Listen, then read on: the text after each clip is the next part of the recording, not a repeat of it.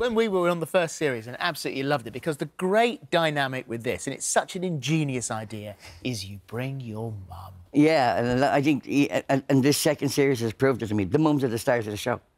This time around, they have been just the stars of the show. The whole field. I mean, if you're presenting a show, we do it all the time, you know, ourselves. But when your mum is alongside you, you have no idea. My mum just absolutely adores it because she adores you. But you have no idea where it's going to go. But your mum was class. Your mum, Phillip. Do you think people sort of behave differently when they've got their parents there? You know, it's not just their parents. I think there's a thing. I'm the youngest of 11 kids. Yeah. I'm the baby of 11.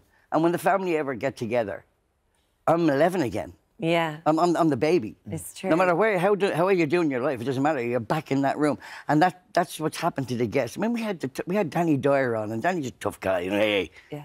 His mum came on, and he was a piece of jelly. Really? He was just a piece of. It was unbelievable. And same with Jason Manford. Yeah. And Jason Manford, his mum told a story.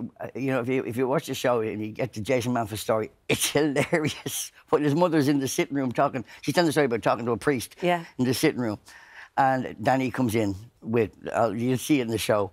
But he went, after 36 years, that's the only story you could think of.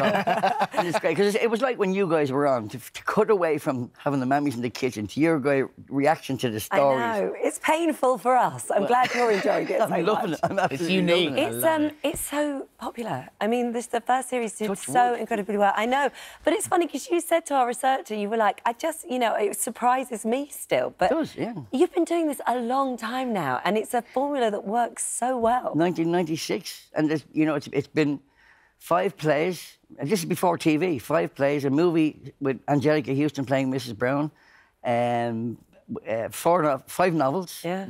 all about Mrs. Brown, and then the TV series, she's had a hit record. I'm currently writing a musical, Mrs. Brown's Boys, the musical, which starts touring in the UK next March. Our Christmas specials, and now this. So is I don't know whether I'm right in saying this, Mrs. Brown's Boys finishing? Is that the end of that? No, well, as long as we have the Christmas special, that'll always give us Mrs. Brown's Boys in its entirety. When BBC came, and BBC were asking me for 2 years to make a sitcom of this, to make a sitcom, and I kept saying no, because my best part of all this is touring. I love touring. I love being in a different city next week, or different country next week. And so I didn't want to take that away. And I thought maybe the TV might change that. And then the approach I used with the BBC was, I said, well, what if I make the shows as a half-hour advert for the live show? And that works. And it works, and it really does work. Well, you are a marketing genius. Thank you everybody very much. knows. The touring thing, I mean, a lot of people say, well, that they love going on tour, and obviously it's fun, but the hard bit is missing your family because you're away from home. I mean, you are a genius in many unique. senses. Because your whole family, even the grandkids, because obviously... I got my daughter, my son, my daughter-in-law, my son-in-law, my 6 grandsons, one of them which is in the show, my sister, my son-in-law's aunt, and Eric, who directs, my youngest son, Eric, directs the show. When we're in Australia on tour for 9 weeks, 8 o'clock every morning, I get a knock at the door, and there's 6 little boys there want to have tea with their granddad. That doesn't happen to most people. We're very, very lucky. We really are very lucky. But you don't... Thank God I like them. Yes, I was going to say, you don't get to the stage where you think, oh, my God, will you please all go away? I don't know how you do that, actually. I mean, because even families that are really close, at some point, it's nice to just shut your door and go, right, see you lot in a couple of weeks. You get past the point. You do get, when the kids get older, you do get past the point.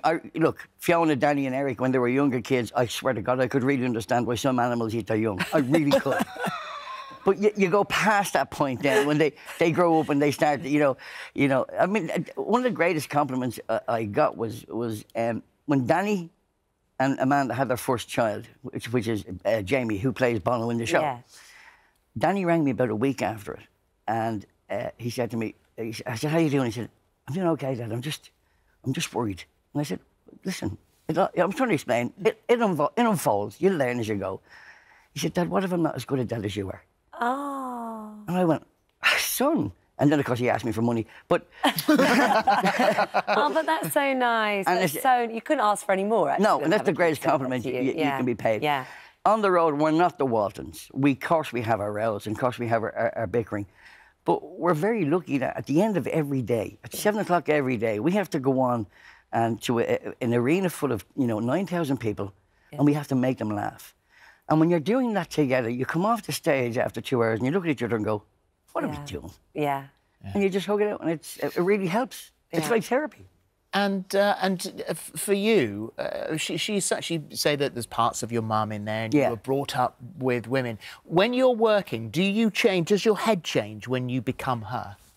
I suppose it does, Phil. I don't consciously do it. I'm not one of these people who talks about her and, you know, she's in the wardrobe, etc. But I think there is. I find it very easy to slip into her lately. Oh, yeah. You know, there used to be times when we'd be doing the TV series and Dana would, who's one of our girls, would come over and say to me, between scenes, keep an eye, Brandon is creeping in there. You know, like, oh, okay. But now when I was doing Fact's Sake, the quiz show, he was coming over and saying, watch out, Mrs. Brown was creeping in there. Oh, really? I'm sleeping into your head, though. Where did she come from? It happens when you spend so long at her. Yeah, and it's, you know, when you spend half your life dressed as a woman, it's weird. Well, one that we love. It really is. We do love her. I wish it was more.